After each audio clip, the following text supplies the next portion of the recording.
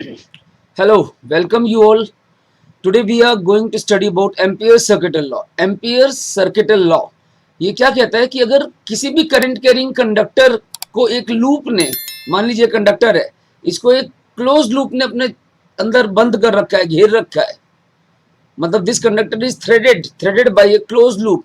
तो line integral of magnetic field, अगर magnetic field को हम उस लूप की लेंथ पे इंटीग्रेट कर दें तो B dot D L for a close loop that is always mu naught times the current enclosed by the conductor. और इसको हम यूज करने जा रहे हैं अलग अलग कंडीशंस में. बहुत बढ़िया क्वालिटी ऑफ क्वेश्चंस करेंगे इसमें. सोलेनोइड्स के बारे में पढ़ेंगे, long solenoid, toroidal solenoid, etcetera etcetera. तो ध्यान से फोकस करिए अपने नोट्स पे. आपको गॉस थ्योरम ऑफ इलेक्ट्रोस्टैटिक्स याद होगी. वहां पर चार्ज वही लेते थे जो सरफेस के अंदर बंद था और सरफेस क्लोज्ड होना चाहिए. यहां पर करंट वही लेना है जो लूप ने अपने अंदर एनक्लोज कर रखा है. ये लूप है, करंट कैरिंग कंडक्टर है ये. This is a current carrying conductor and this is what we call Ampere's loop. Imaginary loop जो यूनिफॉर्मली कंडक्टर को अपने अंदर घेर रही है. इसके अंदर कंडक्टर इनक्लोज्ड है. अगर ये करंट आई है, I is the current enclosed, current threaded बोलना चाहिए, एनक्लोज्ड नहीं, current threaded by Ampere's loop. तो इस लूप के लेंथ के अलोंग अगर हम मैग्नेटिक फील्ड, कंडक्टर का मैग्नेटिक फील्ड जो है, कंडक्टर का मैग्नेटिक फील्ड अगर इसकी लेंथ के अलोंग इंटीग्रेट कर दें, ये मैग्नेटिक फील्ड जो है इसको अगर हम लेंथ के अलोंग इंटीग्रेट कर दें, B dot D L, line integral of magnetic field for a closed loop that is always mu naught times the current threaded by the loop. This is called Ampere's circuital law. बहुत ध्यान देना, conductor में current flow कर रहा है, चारों तरफ इसका मैग्नेटिक फील्ड है. अगर हम कोई इमेजिनरी लूप बनाते हैं तो उस लूप की लेंथ के अलोंग मैग्नेटिक फील्ड का सम हमेशा mu naught times current enclose के करंट थ्रेड के बराबर होगा. यानी मैं लैंग्वेज लिख देता हूं, line integral of magnetic field for a closed loop is equal to mu naught times the current threaded मतलब घेरना, threaded by the loop. अब इस बात को हम प्रूव करना चाहते हैं. I want to prove it. मान लीजिए स्ट्रेट कंडक्टर है, लॉन्ग स्ट्रेट कंडक्टर. आपने एक लूप बनाई, एम्पियर्स लूप, जिसको घेर रही है. करंट यहां से जा रहा है, यूं बाहर निकल रहा है, आई. करंट यहां से जा रहा है, यूं बाहर निकल रहा है, लूप ने इसको घेर रखा है. This is amperes loop. अब इस पे कोई एक लेंथ ले लेते हैं डीएल.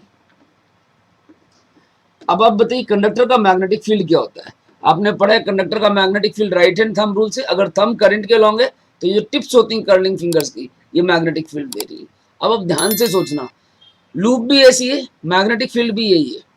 तो थीटा कितना होगा हर पॉइंट पे? 0.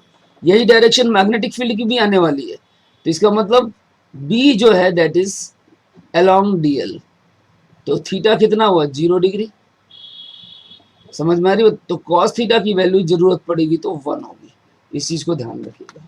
Now I am starting the solution. I want to prove it. तो कंसीडरेशन वगैरह लिख लेंगे. Consider a long straight conductor that carries current I. It is uniformly threaded by a loop and I am taking the loop to be circular. बाकी याद रखिएगा, किसी भी तरह की लूप हो, सर्कल हो या ना हो, फॉर्मूला हमेशा वैलिड है. It is always valid. We can prove for other loops as well, but अभी as per our syllabus we are dealing only with the circular loop. तो B dot dl for a closed loop I want to find it out. Dot product open करते ही क्या आया? cos theta. और B is what? Magnetic field for a straight conductor. तो straight conductor का magnetic field होता है mu not I upon 2 pi r. अगर यहां से डिस्टेंस r है तो at a distance, perpendicular distance r, magnetic field is mu not I upon 2 pi r. और integration of DL, cos theta तो 1 हो गया.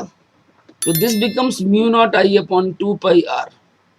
और dl for close loop that is 2 pi R. Two pi R कट गया, formula क्या गया, mu not I.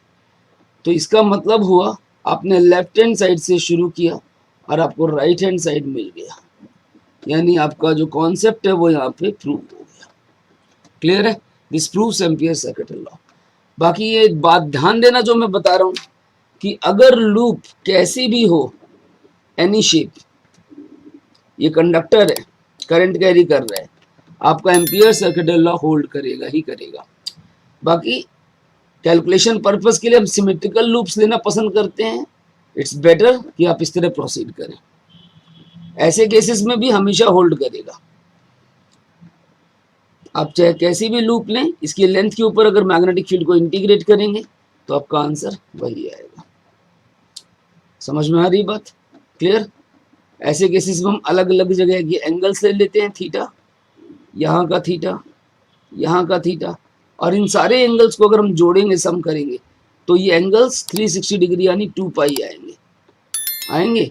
और इस कॉन्सेप्ट का यूज करके हम यहाँ पर डेरिवेशन कर सकते हैं, बाकी हमें जरूरत नहीं है। क्लियर है यहाँ तक? ध्यान से फोकस करिए अपनी शीट पे। I think it's clean. समझ में आ रहा है आपको? नोट करिए एम्पियर सर्किट लॉ। अब इसके एप्लीकेशंस पे बढ़ते हैं। तो moving on to the applications of Ampere circuit law. Applications में सबसे पहले हम फाइंड आउट करना चाहते हैं magnetic field due to a long solenoid. Long solenoid, यहाँ पर दो तरह के सोलेनॉइड्स हमें पढ़ने हैं, एक लॉन्ग सोलेनॉइड और एक टोरॉइडल सोलेनॉइड, और दोनों का मैग्नेटिक फील्ड 1 बाय 1 हमें कैलकुलेट करना है। I want to calculate the magnetic field of both of them. Solenoid होता क्या है? पहली बात तो मान लीजिए आपके पास ये एक कोर है, फेरोमैग्नेटिक सब्सटेंस कोर है, आयरन की कोर मान लो आप, आयरन की कोर है। अब इस कोर के ऊपर आपने इंसुलेटेड कॉपर वायर लिया और उसके टर्न्स बना दिए, 1 2 3 4 1000 10,000 20,000 जितनी जरूरत है उतने। जैसे आप बचपन में प्रोजेक्ट्स में इलेक्ट्रोमैग्नेट बनाया करते थे, सेम कॉन्सेप्ट। तो आपने आयरन कोर ली और यहाँ पर टर्न्स लपेट दी, इसको हम क्या बोलते हैं? This is called long solenoid. Long core है, लॉन्ग सोलेनॉइड, इसको सर्कल बना दें तो क्या हो जाएगा? सर्कल, यानी toroidal solenoid. Circular core, we will call it toroidal solenoid. तो अब जरा देखना ध्यान से, कोर है, कोर के ऊपर अपने इंसुलेटेड कॉपर वायर को लपेट दिया, this is a long solenoid. Iron core है, कोर को बाहर निकाल दिया तो भी क्या हुआ? स्प्रिंग लाइक स्ट्रक्चर, हवा, कोर एयर है, यहाँ पर स्प्रिंग लाइक स्ट्रक्चर तैयार हो गया, that is air core solenoid. तो ये बात तो हमें बिल्कुल क्लियर है कि अगर एयर कोर होगी तो म्यू नॉट होगा, और अगर आपने कोर में कोई मटेरियल यूज किया है तो म्यू नॉट की जगह mu naught into mu R होगा, जो हम पीछे के कॉन्सेप्ट्स में पढ़ चुके हैं। अब जरा सुनना मेरी बात को ध्यान से। हम मान लेते हैं ये हमारे पास एक कोर है, क्लियर? ये कोर है, इसके ऊपर आपने टर्न्स दे रखी है।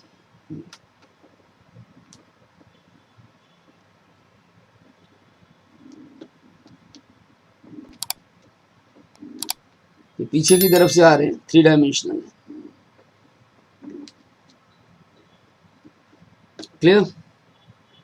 करंट यूं जा रहा है, यूं आ रहा है, यहां से एंटर कर रहा है और यहां से बाहर निकल रहा है। ये करंट क्रॉस का मतलब है करंट अंदर जा रहा है, डॉट का मतलब है करंट बाहर निकल रहा है। तो इधर से करंट बाहर निकल रहा है और इधर से करंट अंदर जा रहा है। तो मैग्नेटिक फील्ड की डायरेक्शन क्या होगी? सब कुछ समझने से पहले हमें एक बात समझ में आती है कि ये सर्कुलर लूप की तरह करंट बाहर निकल रहा है, देखिए इधर हाथ मेरा, करंट ऊपर से क्या हो रहा है? बाहर निकल रहा है, और यहाँ से अंदर जा रहा है, यहाँ से अंदर जा रहा है, यहाँ से बाहर निकल रहा है। तो मैग्नेटिक फील्ड कहाँ हुआ? थंब के लो, याद है? यूं, दिस वे। अगर करंट आपका यूं जा रहा है सर्कुलर लूप में, तो मैग्नेटिक फील्ड इस डायरेक्शन में हुआ। ये डायरेक्शन हो गई आपकी एक्सिस के लॉन्ग मैग्नेटिक फील्ड की ड्यू टू सर्कुलर लूप। और यहाँ पर बहुत सारी सर्कुलर लूप्स हैं, तो सबका मैग्नेटिक फील्ड का वेक्टर सम होगा। तो net magnetic field along the axis काफी स्ट्रांग हो जाएगा, सबका मैग्नेटिक फील्ड एक्सिस के अलोंग ऐड हो जाएगा। याद रखना एक्सिस के अलोंग सारा मैग्नेटिक फील्ड ऐड हो जाता है और परपेंडिकुलर डायरेक्शंस में सारे मैग्नेटिक फील्ड कैंसिल हो जाते हैं।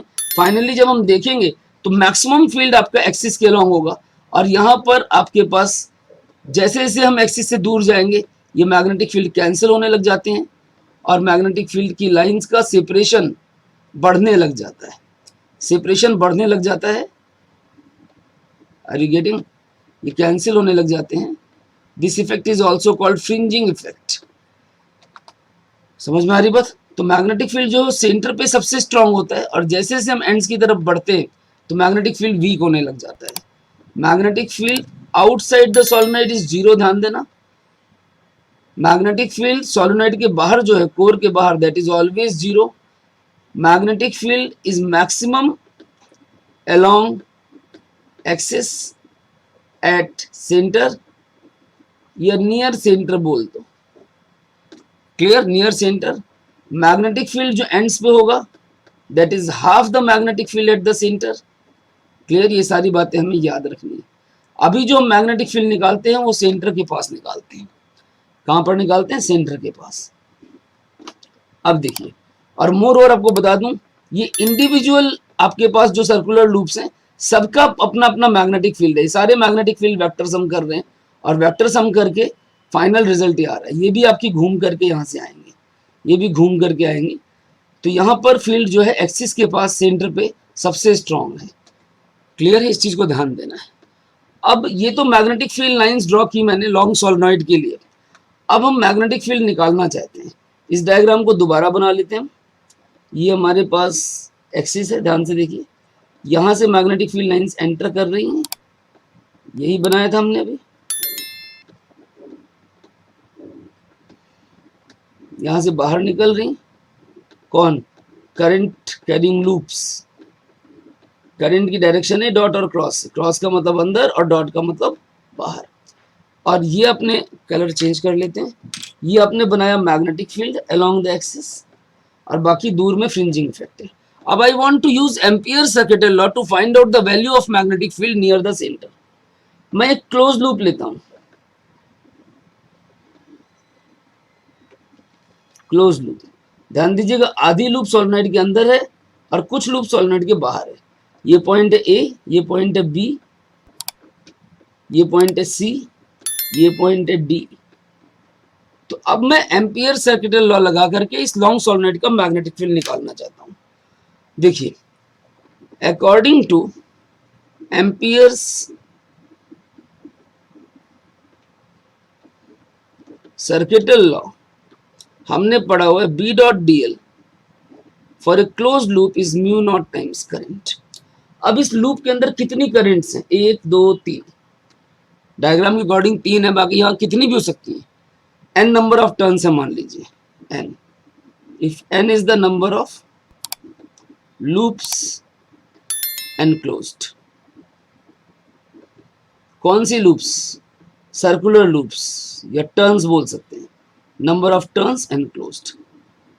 एम्पियर्स लूप की बात नहीं कर रहा, एम्पियर्स लूप यहाँ पर है। तो B dot D L, B D L का dot D L close loop, close loop को ओपन करते हैं। हमें पता है ये A B B C C D और D A B B C C D और डी ए, ये चारों मिला करके आपकी क्लोज लूप बना रही है। कौन सी? A B C D A. 4 parts हैं, 4 लेंथ हैं। B dot D L, B D L cos theta, that is mu not times I into number of turns. ध्यान से देखो, क्लोज लूप कौन सी है? A B C D A. इसको मैंने 4 पार्ट्स में ब्रेक किया, A B plus B C plus C D plus D A. ये चारों लेंथ मिलाकर के क्लोज लूप बना रही है यहाँ पे। अब गॉस थ्योरम वाला कॉन्सेप्ट ध्यान से देखिए। अगर जहां जहां थीटा क्या है वो पता करते। अब मैग्नेटिक फील्ड इधर है तो ए बी का थीटा कितना है? For A B theta is 0 degree, तो कॉस थीटा कितना हुआ? 1। फॉर बी सी और डी ए थीटा कितना है? थीटा इज 90 डिग्री, तो कॉस थीटा इज 0। मतलब बी सी और डी ए ये दोनों टर्म्स खत्म हो जाएंगे। बचा कौन? ए बी और सी डी। और सी डी जो है वहां पे तो मैग्नेटिक फील्ड ही 0, ये मैग्नेटिक फील्ड के बाहर है। C D is outside solenoid, जहां पर मैग्नेटिक फील्ड जो है वो 0 है, तो इसका भी इफेक्ट फाइनली खत्म हो गया। तो अबव इक्वेशन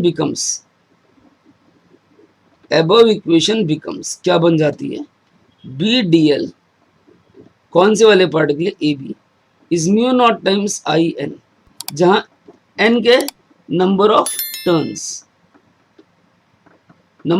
कौन सी, in length A B length पे। अब ए बी जितना छोटा लूंगा टर्न्स उतनी कम होंगी, ए बी जितना बड़ा लूंगा टर्न्स उतनी बढ़ती जाएंगी। तो ये बन जाएगा बी इंटीग्रेशन में length of A B, that is mu not times I into number of turns in A B. Clear? तो बी कितना हो गया, mu not I N by L, जितनी लेंथ लूंगा उतनी नंबर ऑफ टर्न्स आएंगी, तो बी की वैल्यू आ गई mu not I N by L. समझ में आ रही बात? यहां पर n इज टोटल टर्न्स का नंबर और l इज टोटल लेंथ। तो आपका आंसर है mu not I N by L, यानी म्यू नॉट कब, जब एयर कोर सोलेनॉइड है।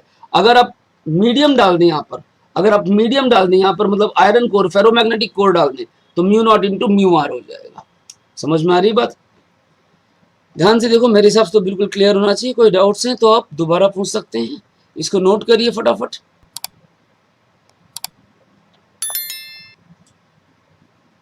Is it clear? और यहां हम लिख सकते हैं क्या, इफ ए फेरोमैग्नेटिक कोर